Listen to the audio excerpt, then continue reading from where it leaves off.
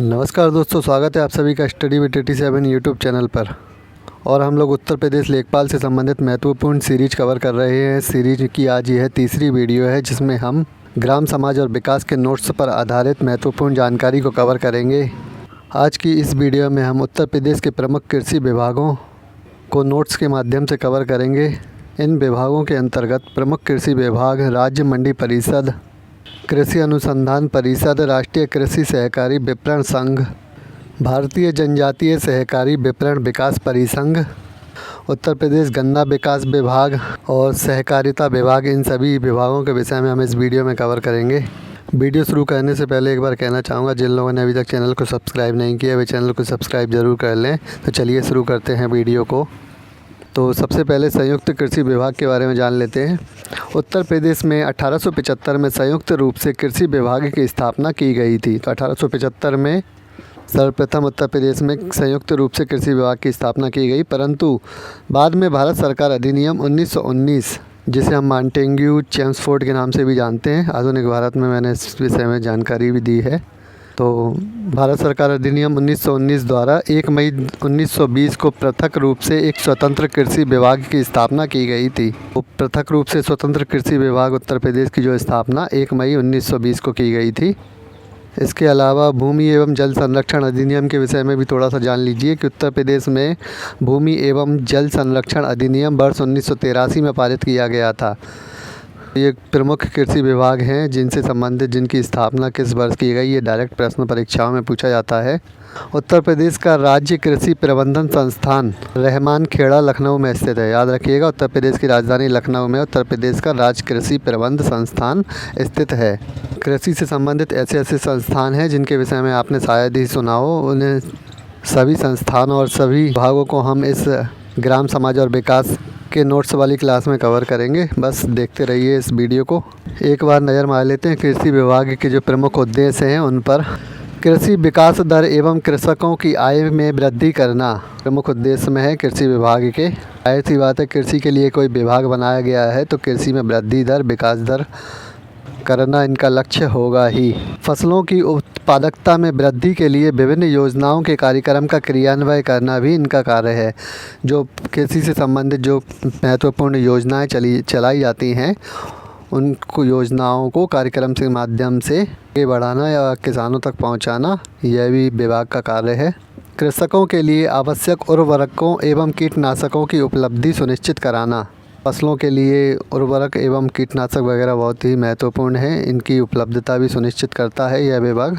और सबसे महत्वपूर्ण पॉइंट है, प्राकृतिक आपदाओं के कारण होने वाली हानि अथवा क्षति की पूर्ति के लिए किसान बीमा योजना, फसल बीमा योजना, किसान ऋण योजना को लागू करना, ये सभी कृषि विभाग के प्रमुख कार्यों में सम्मिलित हैं। केंद्र सरकार की जो प्रमुख योजनाएं हैं उन पर आधारित मेरी जो पिछली सीरीज़ थी ग्राम समाज और विकास की, प्रश्नों के माध्यम से हमने उसमें सभी योजनाओं को कवर किया था, जिन्हें आप प्ले लिस्ट में जाकर चेक कर सकते हैं। चलिए अभी देखते हैं इस वीडियो में आगे।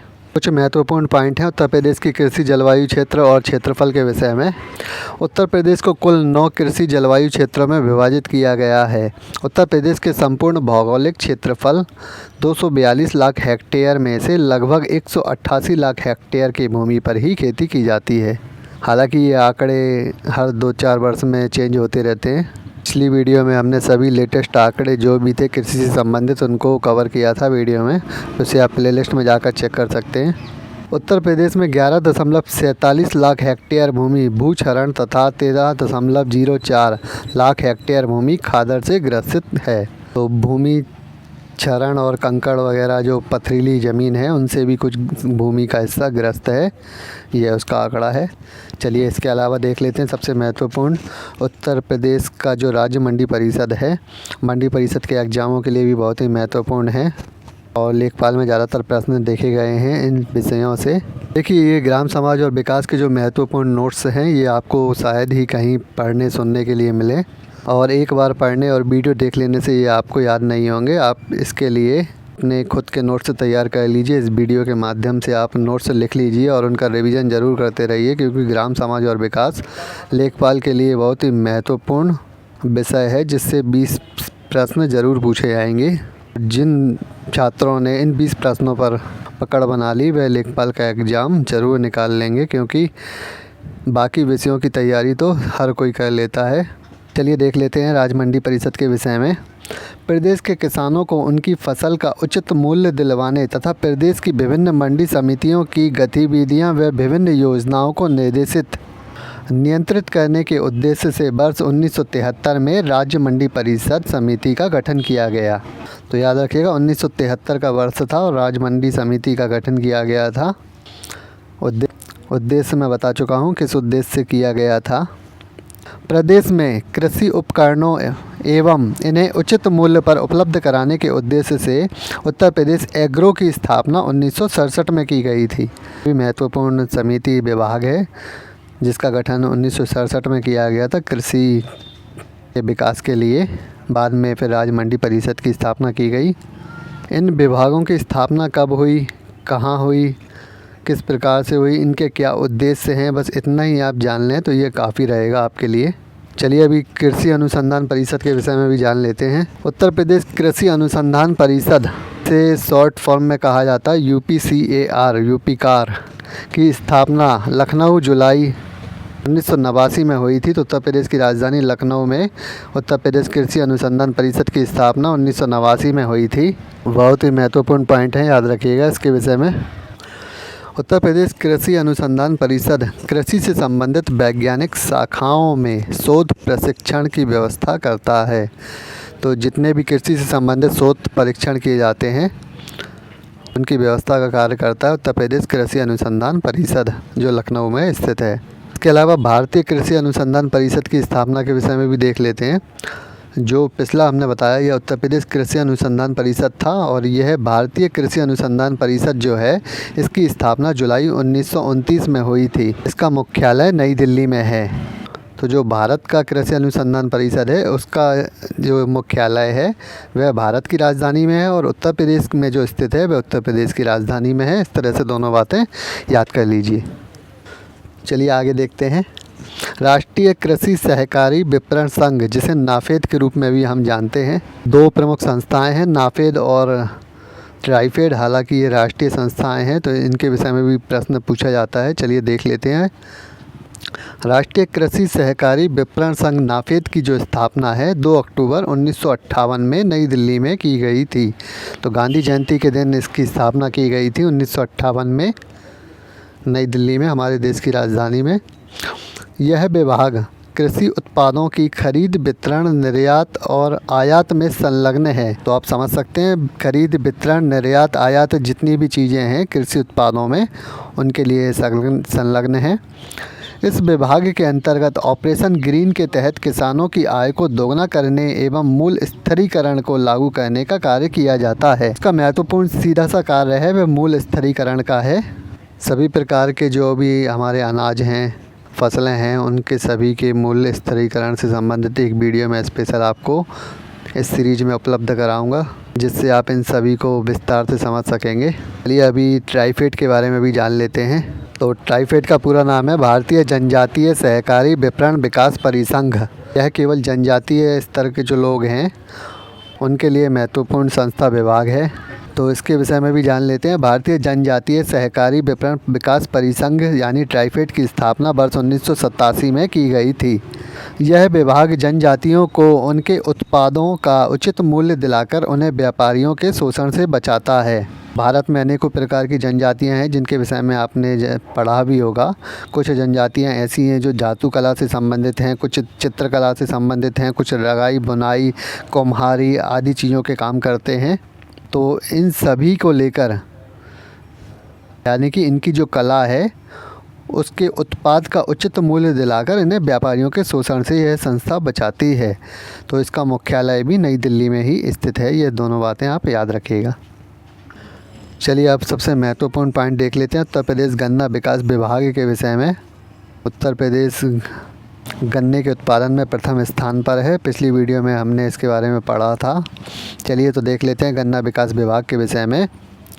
1920 में भारत के तत्कालीन गवर्नर लॉर्ड चेम्सफोर्ड के समय में इंडियन शुगर कमेटी की स्थापना की गई थी। आगे चलकर 1931 में भारतीय कृषि अनुसंधान परिषद की एक समिति की सिफारिश पर भारत सरकार द्वारा चीनी उद्योग को संरक्षित उद्योग का दर्जा दिया गया। यह प्रश्न भी पूछा जाता है कि चीनी उद्योग को संरक्षित उद्योग का दर्जा कब दिया गया, तो याद रखिएगा भारत सरकार द्वारा 1931 में यह दर्जा दिया गया था। और इसी क्रम में 1935 में उत्तर प्रदेश में गन्ना विकास विभाग की स्थापना की गई। तो संरक्षित उद्योग का जो दर्जा है 1931 में दिया गया, जबकि इससे संबंधित विकास विभाग की स्थापना 1935 में की गई थी। ग्राम समाज और विकास के नोट्स पढ़ने में काफ़ी कठिन लगते हैं काफ़ी बच्चों को, जिस वजह से नोट्स कोई नहीं पढ़ाता है। फिर भी काफ़ी लोगों की ये मांग थी कि हमें ग्राम समाज और विकास के नोट्स उपलब्ध कराए जाएं, इसलिए इन नोट्स को हम वीडियो के माध्यम से दे रहे हैं। यहाँ से आप अपने नोट्स खुद तैयार कर सकते हैं। देखिए, PDF लेने में और नोट्स खुद के लिखने में बहुत अंतर है। एक बार अपने हाथों से जो लिखे हुए नोट्स हैं वे 60 से 70% तो आपको लिखने से ही याद हो जाते हैं। चलिए, अभी गन्ने के संबंधित और भी कुछ महत्वपूर्ण पॉइंट हैं। सरकार ने गन्ना कृषकों की मदद की दृष्टि से शुगर फैक्ट्रीज कंट्रोल एक्ट 1938 में लागू किया। तो 3 प्रमुख बातें हो गई। चीनी उद्योग को संरक्षित उद्योग का दर्जा है भारत ने 1931 में दिया। गन्ना विकास विभाग की स्थापना 1935 में हुई। और कृषकों की मदद के लिए जो कंट्रोल एक्ट बनाया गया वह 1938 में लागू हुआ। तीनों चीज़ें हैं, 31, 35 और 38। आगे चलकर 1953 में इसके स्थान पर उत्तर प्रदेश गन्ना पूर्ति एवं खरीद विनियमन अधिनियम 1953 लागू हुआ। तो जो 1938 में एक्ट लागू किया गया था, इसे आज़ादी के बाद 1953 में गन्ना पूर्ति एवं खरीद अधिनियम के नाम से लागू किया गया। दोबारा इसमें संशोधन कर दिए गए। वर्ष 1952 में राष्ट्रीय गन्ना अनुसंधान केंद्र की स्थापना उत्तर प्रदेश की राजधानी लखनऊ में की गई थी। तो यह अनुसंधान केंद्र अक्सर पूछा जाता है परीक्षाओं में, और उत्तर प्रदेश की राजधानी लखनऊ में स्थित है, राष्ट्रीय लेवल का है। तो याद रखिएगा 1952 में इसकी स्थापना की गई थी। जबकि राष्ट्रीय चीनी अनुसंधान केंद्र और गन्ना अनुसंधान केंद्र, इन दोनों के विषय में प्रश्न पूछा जाता है। तो चीनी अनुसंधान केंद्र की स्थापना 1936 में हो गई थी, यानी कि गन्ने से पहले भी चीनी की अनुसंधान केंद्र की स्थापना हो चुकी थी उत्तर प्रदेश के कानपुर में। हमारी जो उत्तर प्रदेश स्पेशल की सीरीज चल रही है, उसमें मैंने उत्तर प्रदेश के सभी अनुसंधान परिषद के विषय में विस्तार से जानकारी दी है कि कौन कौन से अनुसंधान परिषद शोध संस्थान उत्तर प्रदेश में स्थित हैं। तो उन सीरीज को आप जाके चेक कर लीजिए। चलिए आगे देख लेते हैं उत्तर प्रदेश के सहकारिता विभाग के विषय में। उत्तर प्रदेश सहकारिता विभाग की स्थापना 1904 में की गई थी। सहकारिता विभाग के अंतर्गत प्राथमिक कृषि ऋण समिति, जिला सहकारी बैंक, जिला सहकारी संघ, कोऑपरेटिव बैंक लिमिटेड और उत्तर प्रदेश उपभोक्ता सहकारी संघ का गठन किया गया था। जिला सहकारी के चुनाव वगैरह भी होते हैं, आपने सुने होंगे, पढ़े होंगे अखबारों में, और कोऑपरेटिव बैंक भी इसी से संबंधित है। तो इन सभी का जो गठन है वह उत्तर प्रदेश सहकारिता विभाग के अंतर्गत ही किया गया था। यह सहकारी समिति कृषि ऋण, उर्वरक, बीज जैसी सभी सुविधाएं उपलब्ध कराती हैं। तो यहाँ सहकारी विभाग के अंतर्गत जो ऑफिस होते हैं, कार्यालय होते हैं, उनमें किसानों के लिए ऋण वगैरह और छोटे ऋण होते हैं, बड़े ऋण होते हैं। इसके अलावा उर्वरक और बीज जैसी सभी सुविधाएं भी उपलब्ध कराई जाती हैं। और सबसे महत्वपूर्ण बात याद रखिएगा कि सहकारी समिति का प्रबंधन जो है वह निर्वाचित प्रतिनिधि करते हैं, यानी कि उनका निर्वाचन होता है। जो मैंने आपको अभी पहले बताया कि आपने इनके चुनाव और निर्वाचन की बातें आपने अखबार में पढ़ी सुनी होंगी।